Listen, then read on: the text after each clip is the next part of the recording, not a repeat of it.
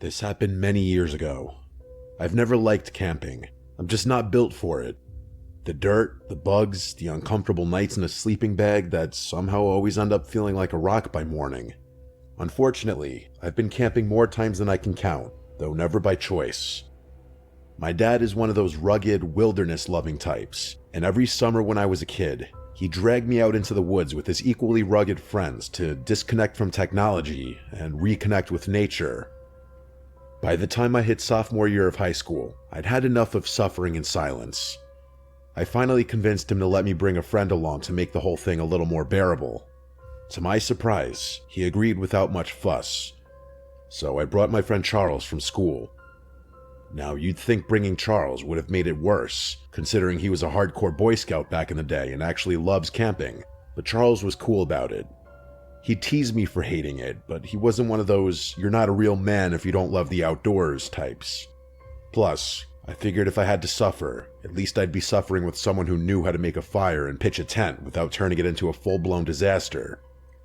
He was stoked to come, partly because he loves camping, but also because, back then, he looked for any excuse to get away from his parents.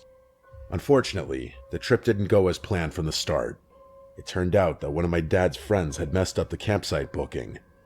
Instead of some remote, peaceful spot deep in the woods, we ended up at this crappy, overdeveloped campsite.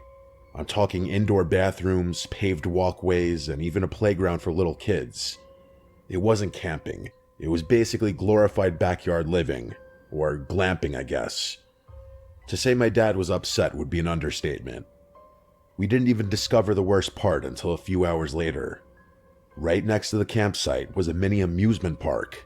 I'm not joking, an actual amusement park with carnival games, a Ferris wheel, and a handful of roller coasters. It's surreal, those two settings were never supposed to collide. An amusement park and a campsite. Everyone was pissed. My dad and his friend grumbled about how this wasn't real camping, and Charles wouldn't shut up about it either. "This isn't real camping," he kept saying, as if I needed the reminder. It started getting annoying because Charles kept making jokes about my family, as if we didn't know what real camping was. Now, as much as I hate camping, I know what it's supposed to look like, so I was getting annoyed that Charles was suggesting otherwise. I told him to knock it off, and he did. The whole situation sucked. We had driven hours out to the site. It wasn't like we could just turn around and leave. So, with no better option, we made the best of it. The grown-ups sulked for a bit, but eventually got to work setting up the camp. And Charles, of course, stepped up like it was time to shine. Within minutes, we had our tent up, all the knots tied perfectly, the rainfly secure, the whole thing staked and towed like it came out of a manual. Even my dad, who never really gave compliments unless someone was bleeding or unconscious, nodded in approval, which got under my skin a bit. Charles and I were sharing a tent, and once everything was set up and dinner was done, we slipped away for a bit under the excuse of organizing our stuff. The truth was, Charles had brought a little metal pipe and some weed in an old Altoids tin. Nothing crazy, just enough to take the edge off. I should mention that Charles and I were in that delinquent phase of life, where we liked causing trouble and hanging around in places we didn't belong.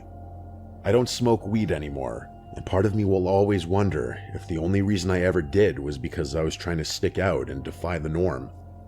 Anyway, the two of us snuck into the woods and smoked, chuckling to ourselves the entire time.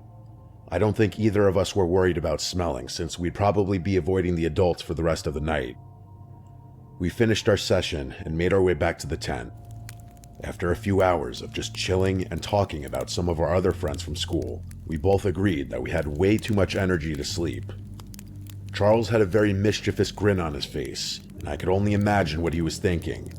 He suggested we go explore the campsite, and I was skeptical. That is, until I realized he meant explore the amusement park, which instantly piqued my interest. He said it would probably be a piece of cake getting to the top of one of those roller coasters. Climbing stuff was something we loved doing back then, and the thought of climbing a roller coaster was exhilarating. So after we were sure everyone was asleep, we made our move. It was really late by then, well after midnight.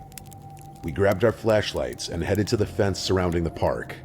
It wasn't even that hard to climb, just a little boost from Charles and we were in. The place was dark, but there were security guards patrolling.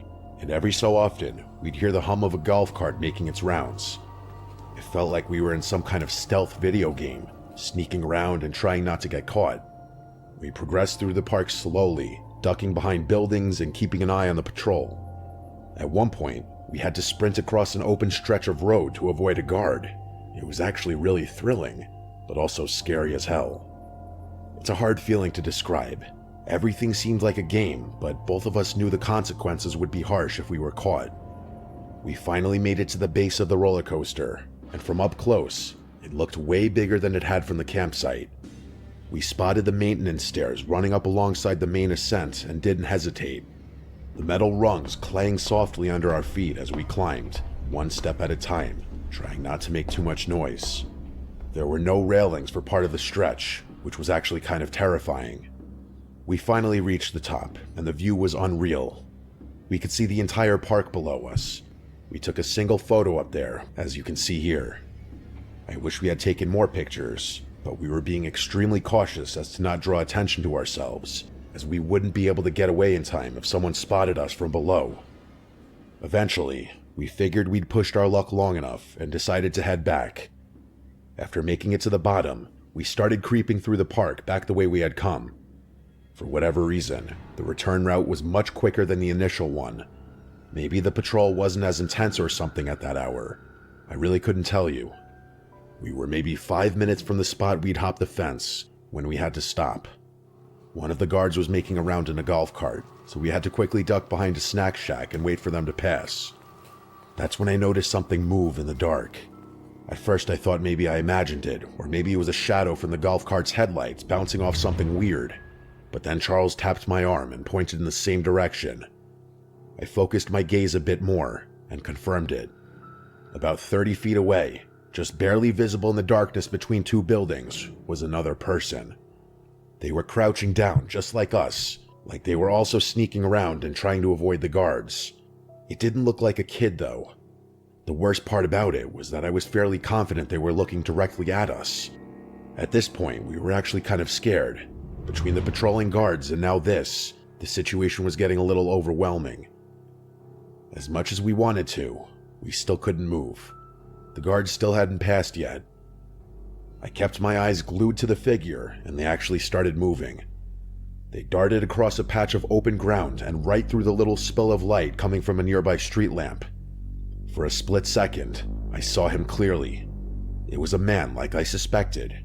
He was wearing tattered clothing and had this really awkward stride like he was injured or disfigured, but none of that was as unsettling as the dark liquid smeared across his face. It looked like blood. Charles saw it too, and the two of us exchanged a really terrified look. Eventually the man ducked out of sight. The guard finally passed us and we kept moving. We didn't say a word as we made our way back to the fence. I kept checking over my shoulder every few seconds, convinced we were being followed, but no one was there. We made it back to the fence, scaled it the same way we came in, and dropped down on the other side. The difference was, this time we didn't laugh about it. All I wanted was to be back in the safe confines of our tent. I could tell Charles was thinking the same thing. By the time we made it back to our tent, neither of us brought up sleeping. We just lay there in our sleeping bags trying to make sense of what we'd seen. The best we could come up with was that it was some homeless guy doing God knows what. A stupid explanation, I know, but we couldn't think of anything else. The next morning started off normally. We got up, had a bite to eat, and started packing our gear to go fishing. But around 10 a.m., one of the camp staffers came around to our tent site and gave us an announcement that the whole campsite was supposed to hear. Apparently, a man had been stabbed and killed the night before at a lake about 4 miles away from the campground. They weren't giving many details, but the guy who did it was still on the loose, and the local sheriff's office had asked all park rangers and campsite staff within a certain mile radius to be on high alert. They described him as a disheveled white male in his late 30s, shirtless, possibly bleeding, or with blood on his clothes. Then they instructed us to pack our things and leave for our own safety. Charles and I instantly connected the dots. It must have been that guy we had seen the night before. We kept our mouths shut. We didn't tell my dad. We didn't tell the rangers, and I still don't really know why. I know I'm going to get a bunch of hate for this, and I get it, But at that age, I was more convinced with staying out of trouble than anything else. I still kick myself for not speaking up. My statement could have led to the capture of a dangerous person who may have gone on to commit more crime. I'm still close with Charles. We went to the same college, graduated together, and work in similar fields. This experience is something we don't often talk about, though. If I'm being honest, I think Charles feels much more guilty about not speaking up than I do. Mistakes and regret aside, though, I think it's crazy that my friend and I were mere feet away from a murderer on the run. I don't like thinking about what could have happened had we crossed paths that night.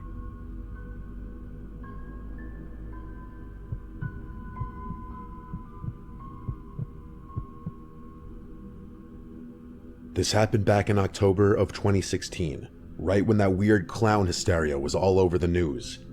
People were posting creepy clown sightings across the country. Most of them were obviously hoaxes or people just trying to get attention, but as you know, there were a couple true cases that were downright terrifying. What happened to me was one of them. I was 16, a junior in high school. I had just finished 7th period, and after saying goodbye to all my friends, I hopped on the 6 train heading uptown. The train was mostly empty, which was kind of unusual but not unheard of. I wasn't being very attentive to my surroundings. I had my headphones in, and I was blasting music. Drake, probably. To make matters worse, I was reviewing chem flashcards on my phone, so I was about as unaware as humanly possible. Never a good idea when traveling alone, but I knew the area well enough to know I'd probably be fine. I was planning to get off at 96th, then walk home from there. Nothing unusual, just a regular Wednesday. But things went downhill really fast. We arrived at 96th, and I jumped out of my seat instinctively, barely even looking up to make sure it was the right station. That train ride was something I had done so many times that the routine had become second nature. Getting on and off was like a reflex. With my head still buried in my phone, and my music still blasting in my ears, I made my way over to the doors. But as soon as they slid open, I realized out of the edge of my vision that something was obstructing my path. I looked up and realized some guy had stepped directly into the doorway, only it wasn't a normal person. It was a clown. He was wearing the full getup, oversized rainbow pants, a baggy yellow shirt with red suspenders, giant red shoes, and this exaggerated white makeup smeared across his face. Red nose, blue eyebrows, the whole cartoon nightmare. The only thing missing was the wig. I was literally frozen in shock at the sight of him. Not only was I caught completely off guard, but until then, I had never been in such close proximity to something so bizarre. He didn't say anything, he just stood there, not trying to get on the train, but clearly preventing me from getting off. I snapped out of my haze and realized I had a good 5 seconds before the doors would close, so I had to do something. I tried to brush past him, but the literal moment I made contact with him, he leaned down in one fluid motion like he was trying to make sure we were face to face. Before he could grab or restrain me, I sprinted past him, and that's when he lurched forward in an attempt to tackle me. I dodged him and continued running, and he started chasing me. It was terrifying. There was no one else around, and I was being chased by a killer clown.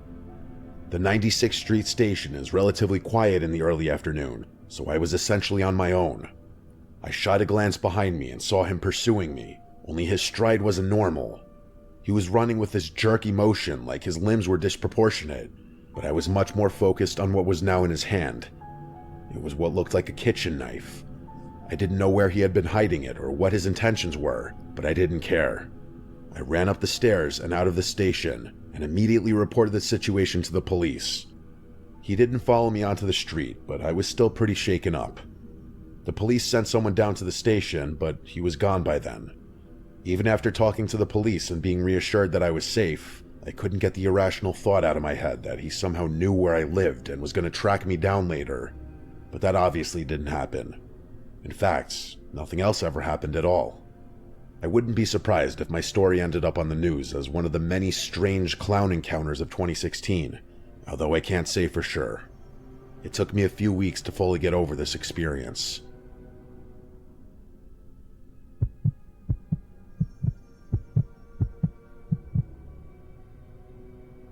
This isn't your typical scary story, but I promise it's worth a listen. I was 2 years out of undergrad when the whole thing started.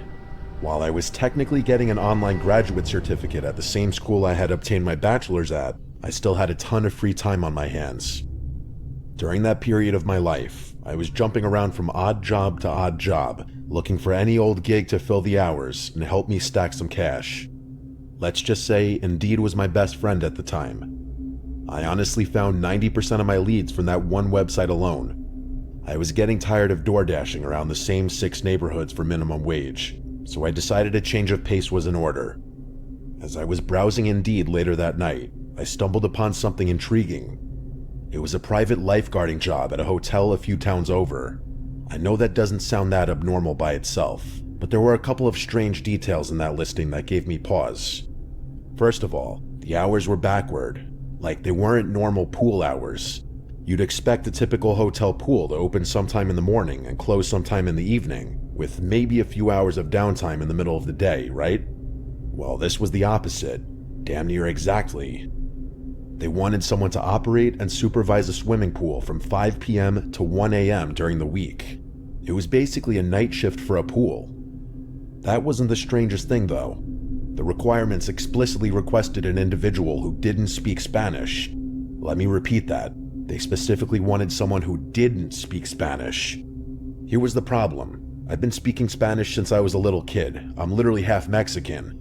The town the hotel was based in was predominantly populated by Spanish-speaking Americans too, so that requirement didn't make much sense to me. In fact, nothing about the listing made sense to me. I remember being beyond perplexed when combing through it. There was one thing I was feeling pretty good about though. $30 an hour, which would probably be something like $50 in today's inflation-adjusted economy. I don't really know if that's true, but the point is, $30 an hour back then was like stubbing your toe on a gold bar. Safe to say, I disregarded all the other nonsense and decided to focus my attention on the compensation. I decided that I'd just pretend not to know Spanish. What were they gonna do? The gig must have been either brand new or in really low demand, because I heard back and was actually invited to interview within a few hours. Fast forward to the first day, I pull up to the hotel, and everything looks exactly how you'd expect. This pudgy Mexican-looking dude comes out to greet me, and the two of us exchange information and have a laugh. He was actually really friendly and pretty funny too, and his amiable demeanor put me at ease a little. But as we were walking into the complex, this other, taller guy turned a corner and started staring me down. I could tell right away that I was being profiled, and I started wondering whether having the first person to greet me behave so unimposingly was a ploy to get me to lower my guard. The second guy walked right up to me and started communicating with me in Spanish. He didn't smile, didn't say hello, shake my hand, nothing. I instantly knew what he was doing. He was trying to gauge whether or not I knew Spanish, so the listing hadn't been BS. I gave him a blank stare, even though I understood every word. He wasn't saying anything crazy, by the way. He was just rambling about the weather or something. It wasn't important enough to remember. After a few seconds, I turned to the first guy, who turned to the taller guy, and then the two of them burst out laughing, like they had both been in on some practical joke. The taller guy flashed a smile, outstretched his hand, and said he was just messing with me. I went along with it, but I was a little weirded out. He introduced himself as Jefe, and the bigger guy as Esteban. The three of us walked through the complex to get to the pool, and the taller guy, who I assumed was the one in charge, started talking me through the job. According to him, they needed someone to work later hours because they wanted to increase revenue, and they were going to start charging non-guests just to use the pool. I didn't even know if that was legal, but I wasn't about to start complaining. I was told they wanted someone who didn't speak Spanish because it would prevent rowdy outsiders from trying to harass me, which I didn't fully understand, but went along with it anyway. My responsibilities were as follows. Lifeguard, obviously, collect money from non-guests trying to enter the pool, and call Jefe if there was any sort of problem. And there was one more thing. Jefe told me that if anyone showed me a blue wristband, I was to let them into what he called the pool house, which was a huge building behind the lifeguard stand. I didn't ask questions. The first week was really chill. The first few weeks, actually. A lot more people used the pool than I was expecting, so I had my work cut out for me. I collected money from outsiders and kept an eye out. No one showed me a wristband. The first time someone did show me a wristband was about a month in. On some random day, This buff Hispanic guy in shades and a white button-down shirt walked up to me, clearly not knowing a lick of English. He showed me his wristband, and I unlocked the pool house. About an hour later, he emerged and began walking towards the exit gate. The pool house door locked automatically, so I didn't have to interact with him or get down again, but I watched him leave. His backpack looked significantly more full than it had when he arrived, but other than that, everything was normal. Over the next few weeks, more and more people started showing me wristbands, and a lot of them started showing up together. More and more non-guests started using the pool too, because I began collecting a lot more money than I ever had. At one point, I realized I was actually collecting too much money, like people entering the pool would overpay me by a crazy amount on a consistent basis. I called Jefe about it, and he told me not to worry, saying that people made mistakes all the time. I could tell he didn't want to talk about it more than he had to, because he hung up the phone while I was mid-sentence. Amidst everything fishy that was going on, that short, harmless phone call confirmed to me that I was involved in something more than just lifeguarding a swimming pool. Only after hanging up the phone did the true gravity of the situation hit me. My mind started smothering all the noise until there was a single thought I couldn't purge from my brain: money laundering. I didn't know what to do. On the one hand, my intuition was telling me I was involved in something illegal and should get out of there immediately, but on the other hand, I had no safe way of confirming that suspicion and didn't want to forfeit $30 an hour over nothing, so I kept my mouth shut and kept the job. After that moment, though, I started piecing everything together. The pool house, or the building I'd been told was a pool house, was clearly where the shady stuff went on. Illegal gambling, drug trafficking, something worse, whatever it was happening right behind me every single day, obstructed from view by only a single locked door. Patrons of the pool started getting more friendly with me, especially the wristband wearers. Strangers began learning my name, and I went from solely collecting money to collecting tips, high fives, and greetings too. As people got more comfortable with me, they started talking in front of me. I'd catch pieces of their conversation in Spanish, and let's just say all my suspicions were confirmed. Admittedly, the added benefits made overlooking everything else much easier. Plus, my hands were clean. I was being employed to perform a job, which was exactly what I was doing. Speaking of the job, I actually had to rescue a drowning child a few days later. It wasn't anything overly heroic, just a kid who strayed too far into the deep and clearly couldn't swim. But when I returned to the surface of the pool, everyone gave me a standing ovation. It was a really unique feeling. After that, Jefe actually came down from wherever in the hotel he had been and thanked me personally for doing such a good job lifeguarding. He said he owed me his life, which I didn't understand until I realized the kid I saved was actually his son. The next day, Jefe, Esteban, and a bunch of other dudes, some of whom I recognized as wristband wearers, were all waiting at the gate to greet me with a glass of wine. That obviously felt great, but the good feeling didn't last. After everyone toasted me, one of the men made a toast in Spanish. I don't remember what was said verbatim, but it was not a pleasant speech. He was basically toasting all the money they were making and all the, quote, lives they were destroying, whatever that meant. Everyone laughed and drank, but that was the moment that made me realize I had gotten addicted to something seriously insidious. No amount of money and tips should have justified me staying at that hotel that long, and yet, regrettably, I had. The next day, my mom called me while I was at the pool. I'm not going to get into it, but my mom, rest her soul, never called me unless it was something really important, so I had to answer. I got down from my stand and went over to what I thought was a private little alcove so I could have some privacy. My mom only ever spoke Spanish, so naturally I had to talk to her in Spanish. I don't remember what she called me about. What I do remember is that after hanging up and turning to head back to the pool, Esteban was standing directly in my path, staring at me. He did not look like that same friendly guy I had met on my first day at the pool. After a really awkward pause, he asked how long I knew Spanish. I played dumb, saying I was just practicing it with a friend and wanted to learn, but I knew he saw right through me. He just kept staring at me like he was contemplating something. My heart started racing, and I felt like he was debating whether or not to harm me. Eventually, he just said, okay, and turned around, and I immediately went right back to my post. I debated leaving, but couldn't force myself out of the chair. They might have taken that as a sign of guilt, I could have been failing a test. They probably knew where I lived. Those were all thoughts racing through my mind as I prayed for my life, frozen to that chair. A few minutes before my shift ended, Hefe came up to me and told me to arrive an hour early the following day, as he'd have a new opportunity to offer me. Then he tipped me a couple $100 and walked back into the hotel. When I left the hotel that day, I never returned. No way. That situation had no good ending. I don't think I was ever followed home, but for months after that I was a paranoid wreck.